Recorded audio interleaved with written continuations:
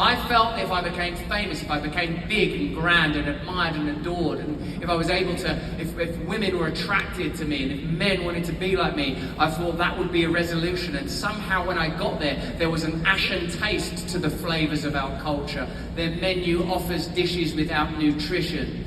As it all fell apart around me, as it starkly became clear that the false idols that I'd worshipped, sex and fame, had almost sarcastically turned to taunt me in some dreadful helix, like the chromosomal DNA, the signature that if you don't allow it to reflect his glory, will inform you that you are a unique individual snowflake, and you should worship what you want, and you should fear what you fear, and you should make your own personal faith and religion about your own personal desires and cravings.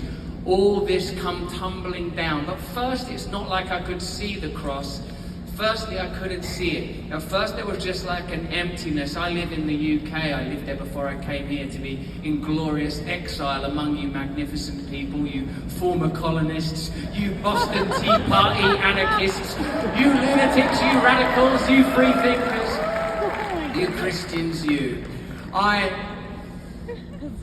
live in a valley there in the UK, a valley carved by time, by ancient glacial time. There in the valley by the river with my dog, I felt like I was in the scars on his back. There in the valley by the river with my dog, I could see, feel almost, beyond the senses, the formation of the cross. I already have him tattooed on me. I already know Jesus. We're in a post-Christian, but once again Christian culture. His iconography, his message, his glory is everywhere, if only you can see it. And suddenly, with this kind of stark, visceral clarity, I felt him and I heard him.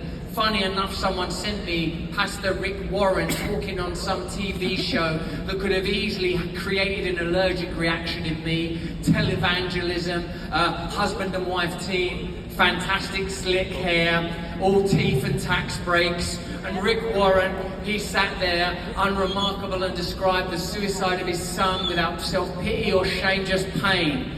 Just the pain that God will help you with, like the pain of a widow left with 2 children who knows she has a legacy. In pain, you will find him. In self-pity, you're on your own.